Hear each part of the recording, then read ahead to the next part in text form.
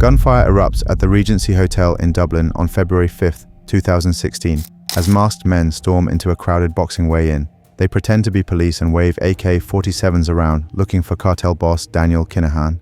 He evades capture, but his friend David Byrne is discovered dead in the lobby.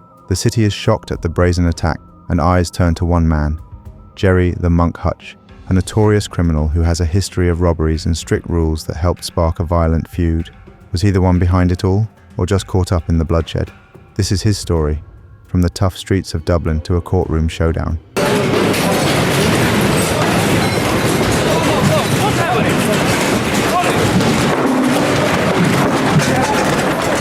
Gerry Hutch was born on April 11, 1963, in Dublin's north inner city, a place hit hard by poverty and joblessness. His parents, Patrick, a dock worker, and Julia, a stay-at-home mother caring for a large family, brought him up. Gerry grew up in a small public housing flat, where getting by often meant bending the rules. In the 1970s, a heroin epidemic swept the neighborhood, leaving families in crisis and the streets littered with abandoned syringes. For a boy like Gerry, the environment was both risk and opportunity, an influence that would chart his life. As a teenager, Gerry started getting into trouble with the law, beginning a long history of crime. By his teenage years, he was part of a group of local lads, committing small thefts and robberies off Dublin's back streets, learning skills that would later mold his profession. These early crimes were more about surviving than being greedy, in a time when even food and clothes were hard to get. Gerry later said his family was so poor that it was first up, best dressed, with kids fighting over hand-me-down clothes. In the 1970s, Dublin's youth justice system kept sending Gerry in and out of trouble. He had numerous convictions for offences like joyriding, assault, burglary, and theft by his mid-teens. He spent time in St. Patrick's Institution for Young Offenders, and later in Mountjoy Prison, Dublin's main prison for adults. These institutions were hard, but Gerry adapted, referring to his prison experience as a university of crime. He taught himself to read using comic books and by watching how older criminals around him acted. Above all, he observed how they worked, learning discipline, planning, and silence, skills that would stand him in good stead in the criminal underworld. Surrounded by experienced criminals, Gerry learned to move from small-time crime to bigger jobs. At the age of 17, he was committing armed robberies, often with machine guns. While his friends spent their money or became addicted, Gerry was sober and calculating. He considered drugs to be poison, ruining his neighborhood and clouding his judgment. This clear head gave him an edge, earning respect from other criminals and making rivals fear him. By 1980, at the age of 20, Gerry had established himself in Dublin's underworld. He bought his first home for £10,000 in cash, a large sum for a man of his background. Leading a tight group of armed robbers, Gerry planned bigger and riskier heists. It all came unstuck on January 25, 1987, when Gerry's gang staged one of Ireland's most outrageous robberies. In the Fairview area of Dublin, they robbed a Securicor van carrying £1.3 million in bank cash. They had followed the van for months and knew its route down to the minute. A stolen red BMW overtook the van at Marino Mart, and 3 masked gangsters jumped out with guns in hand. They forced the 2 Securicor guards out of the van, hijacked it, and drove it to a deserted area nearby. Inside, they discovered many bags containing £25,000 each. There was so much money that they even grabbed a few extra bags on the way out in the rush to leave. The van was left there, and the gang vanished into Dublin's streets. The Marino Mart robbery shocked the country and was called Ireland's biggest cash heist at the time. The police were swift to act, but Gerry's preparations paid off, and they were unsuccessful. The robbery left a big mark. It even led to armed guards being added to vans carrying over £1 million. The robbery was a triumph for Gerry, and he put himself on par with other notorious criminals like Martin Cahill, known as the General. People saw Gerry as careful and fearless. His name was mentioned with both respect and fear. At 5:30 p.m. on the 26th of January 1987, 3 armed and masked men held up and stole over £1.3 million from a Securicor cash-in-transit van outside the Bank of Ireland at Marino Mart in Fairview in Dublin. Gerry Hutch says he wasn't involved, and yet £75,000 from that robbery ended up in his Northern Ireland bank account. As Gerry's fortune increased, he began to invest. He bought several homes and apartments in Dublin's inner city. These deals helped hide his illegal money and made it look clean. By the late 1980s, he was not only an inner-city street criminal, but a smart player in the underworld. He stood out by staying away from drugs, being careful, and not trusting many people, unlike others who ended up in jail. In January 1995, Gerry was said to have masterminded another record heist on the Brinks Allied Cash Depot in Clondalkin, close to Dublin Airport. This robbery brought in £2.8 million, more than the Marino Mart job. Gerry's gang spent months getting insider tips, watching security routines, and planning their move. They cut through fences, broke barriers, and even built a quick escape bridge across a ditch. 2 hijacked jeeps screamed into the depot on the evening of the heist. Armed with AK-47s and handguns, the gang broke into the loading area, fired warning shots to scare off the guards, and grabbed bags of cash. In minutes, they disappeared into the night. The Brinks robbery shocked Ireland, not just because it was huge, but because it was planned like a military operation. Gardaí were certain Gerry was the mastermind, but no evidence or witnesses linked him directly to the robbery. The stolen money was never found and was probably hidden in building projects during Ireland's building boom. The robbery turned Gerry into a legend, a thief who could outsmart the authorities and escape scot-free. It may have been business as usual for workers at the Brinks Allied security firm today, but behind the scenes in the rear of the building, Gardaí forensic experts were trying to piece together how 5 men last night carried out one of the most daring robberies in the state's history. It was a meticulously planned raid with a good deal of preparatory work carried out in advance. The gang had cut saplings, removed bolts and sawn through fittings to gain access through the outer fence. They had also laid a bridge of planks across a ditch to facilitate their entry and exit. Obviously we don't want to go into detail about what we do operationally, but I don't think the question really deserves an answer, in the sense if we knew that this was going to happen, we would have done something about it. Could I ask you about likely suspects at this stage? There's been some talk of a North Dublin inner city gang.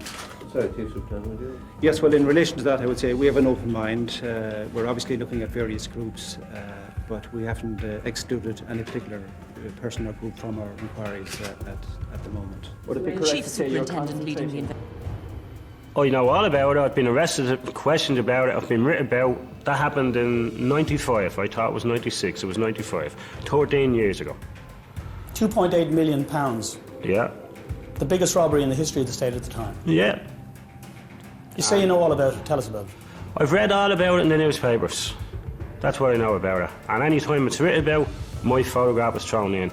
They released me at the end of the day. Well, they had to, because they had no evidence on you, because it was such a well-planned job. No, if you've no evidence on something, it's obviously you didn't do it. No, it's not obvious you didn't do it. You know, if everyone knows you've done it, like, everyone knows you've done it, there has to be stuff to back it up. While building his criminal empire, Gerry also shaped a public image that seemed very different. When Dublin had a serious drug problem in the 1990s, he was regarded as an anti-drug dealer. He marched with residents demanding action against drug dealers.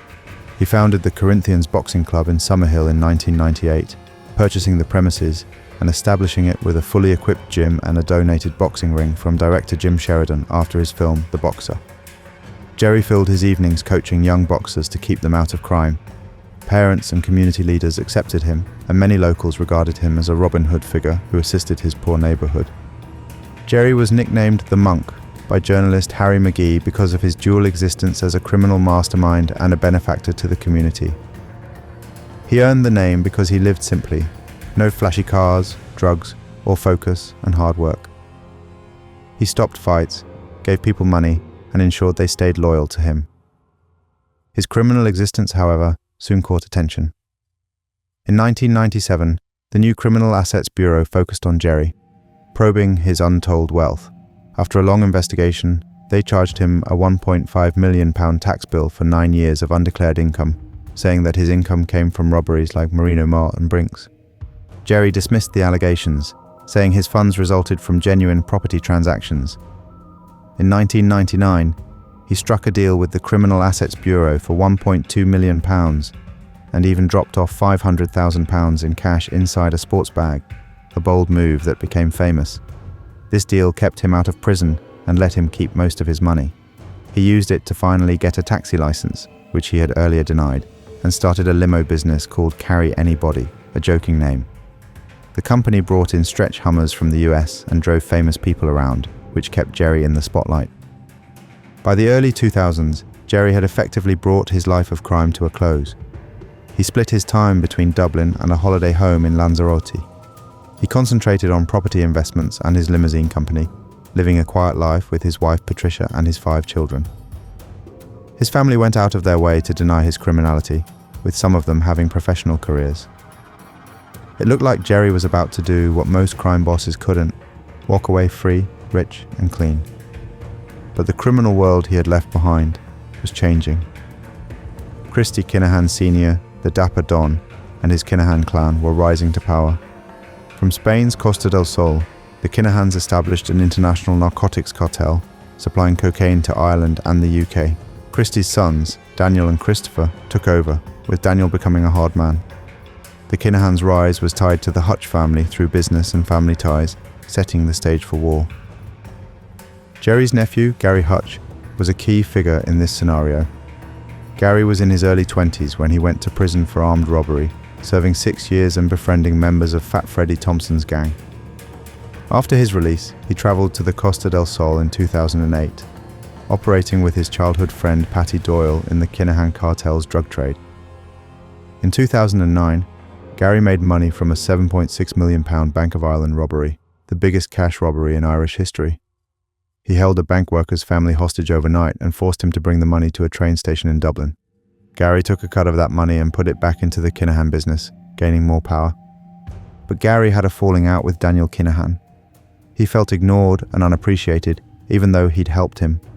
In 2014, he became extremely enraged and planned to assassinate Daniel at a Spanish villa. The gunman, however, accidentally shot Jamie Moore, a British boxing trainer, but he survived. This failed hit ruined Gerry's standing in the cartel. He brokered a deal to pay the Kinahans €200,000 to keep him alive, but it fell through. On September 8, 2015, Gerry was invited to a meeting at an apartment building near Marbella. Instead, he was ambushed and shot several times in a premeditated murder. Gerry's killing shocked the Hutch family and drew Gerry back into crime. The Kinahans struck again in December 2015, sending 2 hitmen to a pub in Lanzarote to try to kill Gerry.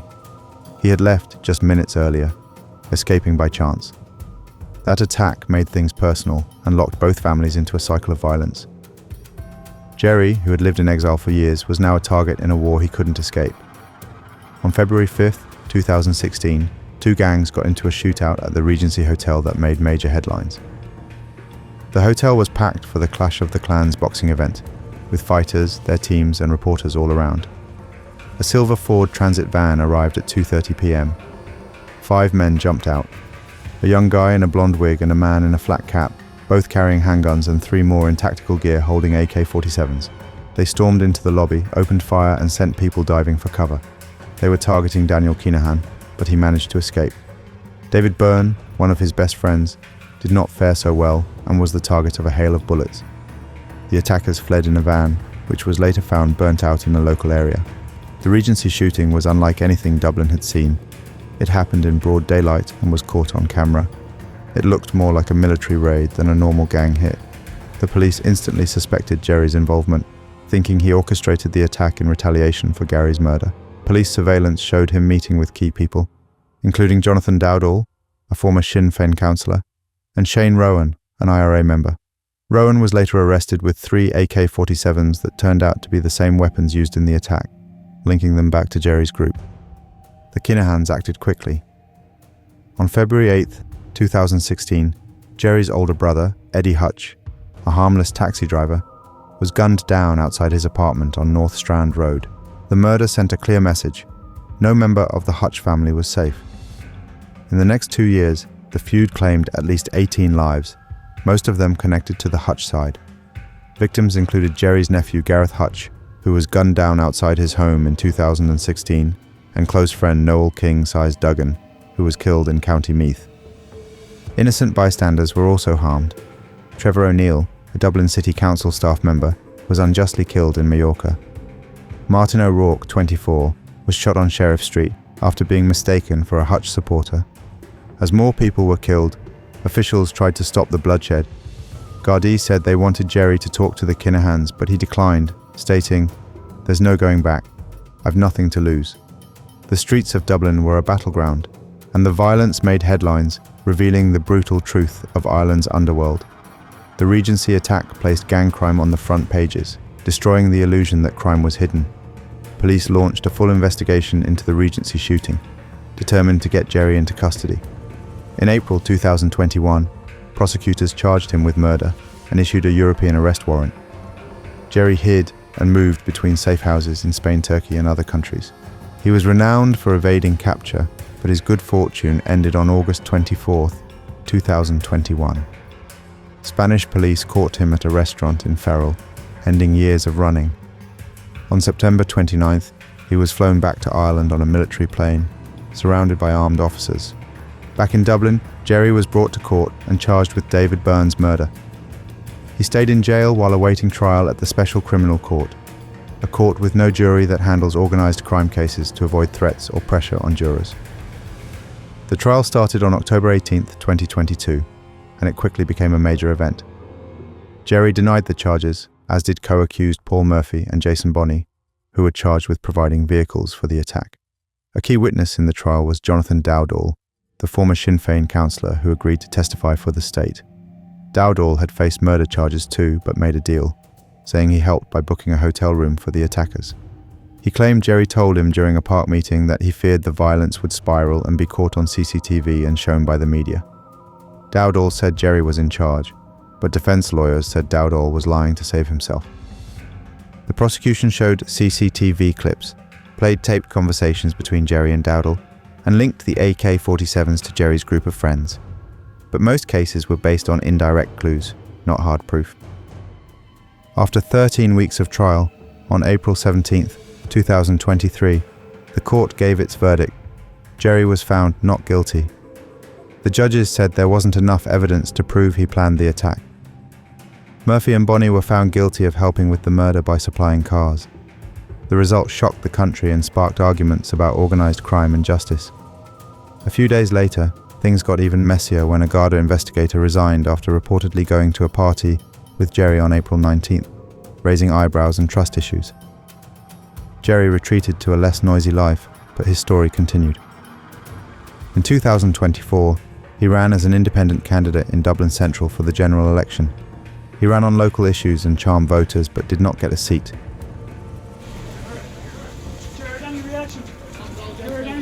Do you have any reaction, Gerry, after you've been cleared of the murder of David Byrne? Do you have any reaction, Gerry?